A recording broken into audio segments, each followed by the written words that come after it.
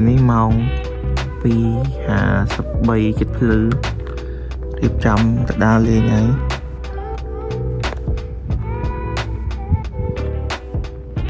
តាកោះកង់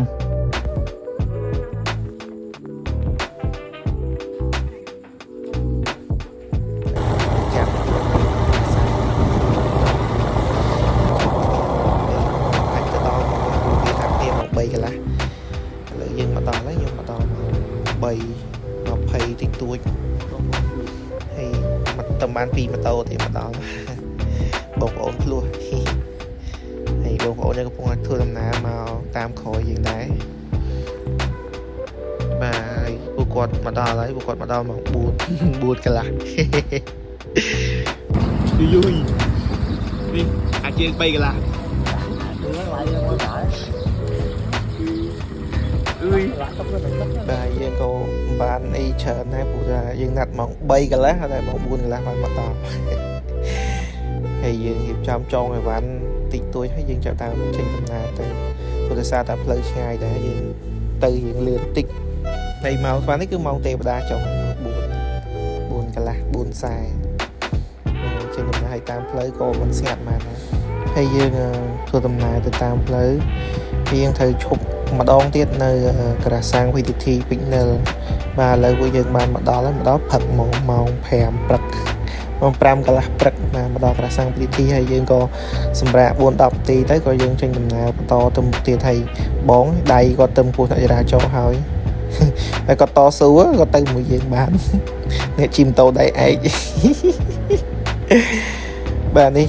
យើងធ្វើដំណើរទៅដល់ស្រាប់បងប្អូនព្រឹកឡើងគឺធម្មជាតិស្អាតមែនតើភ័យភ្នំហើយខ្យល់ឡើងត្រជាក់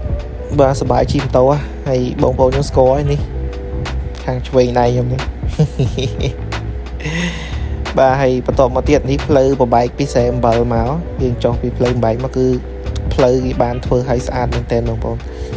ស្អាតគេចាក់ខ្នងកស៊ូហើយដឹងស្រាប់ហើយនេះម៉ោងដូចជាម៉ោង7ហើយ7តិចតួចបាទហើយផ្លូវនេះផ្លូវទៅកោះកុងខ្ញុំលើកទី1ខ្ញុំជិះផ្លូវហ្នឹងព្រោះពីមុនខ្ញុំឃើញទៅតាមវីដេអូផ្លូវបែកផុកបែកអីឥឡូវគេធ្វើផ្លូវស្អាតមែនទេបងប្អូនស្អាតខ្នងកស៊ូហើយកាច់កុងដូចតុងអាំងហើយជ្រោះជ្រៅទៀតបាទបងប្អូនធ្វើដំណើរដោយសុវត្ថិភាពព្រោះផ្លូវស្រួលមែនប៉ុន្តែយើងត្រូវតែរក្សាសុវត្ថិភាពដែរតែមិនស្រួលហ្នឹងអាចធ្លាក់ជ្រោះជ្រោះជ្រៅណាបាទហើយស្អាតបងប្អូនតាមផ្លូវស្អាតមែនទេកន្លែងខ្លះក៏គេធ្វើហើយទៅកន្លែងខ្លះក៏នៅទៅកន្លែងខ្លះក៏គេកំពុងតែជួសជុលបន្ថែមអញ្ចឹងហ្នឹងហើយបងប្អូននេះស្អាតមែនទេកន្លែងដូចកន្លែងនេះអីគេកំពុងតែជួសជុលដាក់កស៊ូទៅហើយប៉ុន្តែស្អាតគេធ្វើឲ្យសឹងតែ 90% ហើយនៃផ្លូវហើយខ្ញុំលើកទី1ខ្ញុំជិះផ្លូវហ្នឹងសប្បាយបើជិះកោងកែងមិនស្រួលជ្រោះ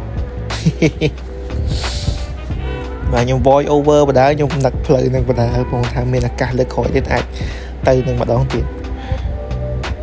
គេស្អាតបងប្អូនមានភ្នំសងខាងទៅដូចគេពុះភ្នំធ្វើផ្លូវអញ្ចឹងបងប្អូនខ្ញុំមកដែរទៅតែស្អាតហើយផ្លូវនេះដូចកន្លែងនេះអីគេទៅតែចាក់បានមួយចំហៀងធ្វើហើយ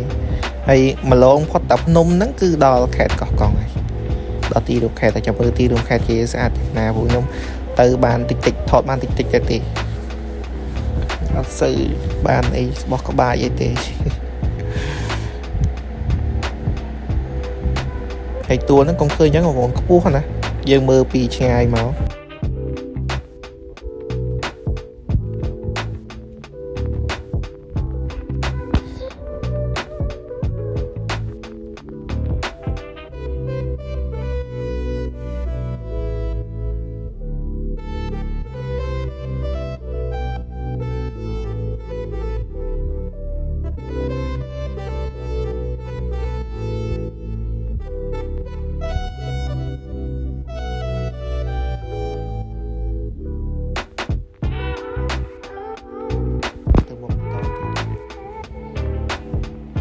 ចំណាយពេលយូរដែរបងប្អូន 4-5 ម៉ោង